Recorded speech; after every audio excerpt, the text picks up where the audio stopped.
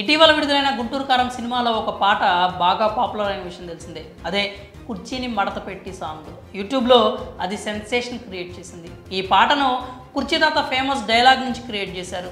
ఈ తాత యూట్యూబ్లో ఎంత ఫేమస్సో మనం ప్రత్యేకంగా చెప్పాల్సిన అవసరం లేదు. ఆ కుర్చీ మడతపెట్టి అనే ఒకే ఒక్క డైలాగ్తో సోషల్ మీడియా లోకం మాట్లాడుకునేలా చేశారు. ఇప్పటికీ ఈయన డైలాగ్ మీద మీమ్స్ వస్తూ ఉంటాయి. అలాంటి ఈయన డైలాగ్ని మహేష్ బాబు తన గుంటూరు కారం సినిమాలో పాటగా పెట్టుకోవడంతో ఆయన సంబరపడిపోయారు. ఆ తర్వాత ఓ ఇంటర్వ్యూలో మాట్లాడుతూ గుంటూరు కారం చిత్ర యూనిట్ తనను కలిశారని, త్రివిక్రమ్ శ్రీనివాస్ తనకు తర్వాత తీయబోయే సినిమాలో అవకాశం ఇస్తానని అన్నట్లుగా కుర్చీ తాత చెప్పుకొచ్చారు.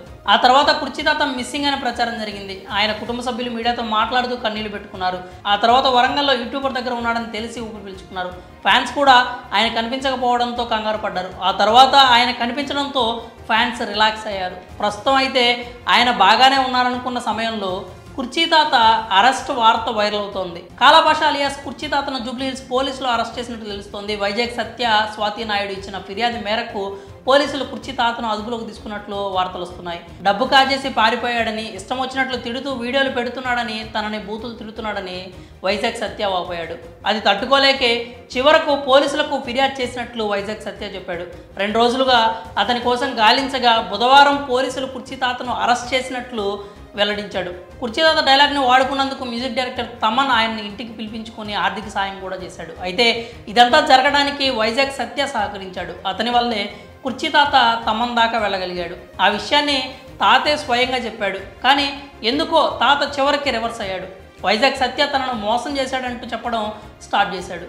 అతను కనిపిస్తే నరికేస్తా, చంపేస్తానంటూ కామెంట్స్ చేస్తున్నాడు. అయితే నిన్నటి వరకు బాగానే ఉన్న కుర్చీ తాత వైజాగ్ సత్య మధ్య గొడవ ఎందుకు వచ్చిందంటే, తమన్ని కల్పించినట్లుగానే మహేష్ బాబును కూడా కల్పించాలంటూ కుర్చీ తాత పట్టుబట్టాడట.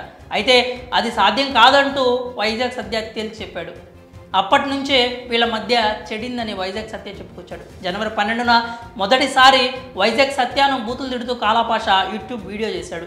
అప్పుడు పోలీసులకు ఫిర్యాదు చేయగా స్టేషన్కి వచ్చి ఆ ఛానల్ వాళ్ళు తిట్టమంటే తిట్టానంటూ చెప్పాడట. ఆ తర్వాత మళ్ళీ వైజాగ్ సత్యాన్ని తిడుతూ వీడియోలు చేస్తుండడంతో పోలీసులను ఆశ్రయించినట్లు వాపోయాడు. ఛానల్స్ వాళ్ళు మందు పోయించి తిట్టిస్తున్నారంటూ చెప్పాడట. అతని బూతులు తట్టుకోలేకే వైజాగ్ సత్య చివరికి పోలీసులతో అరెస్ట్ చేయించినట్లు చెప్పుకొచ్చాడు. మరి కుర్చీ తాత అరెస్ట్ కావడంపై మీ అభిప్రాయాలని కామెంట్స్ రూపంలో తెలియజేయండి.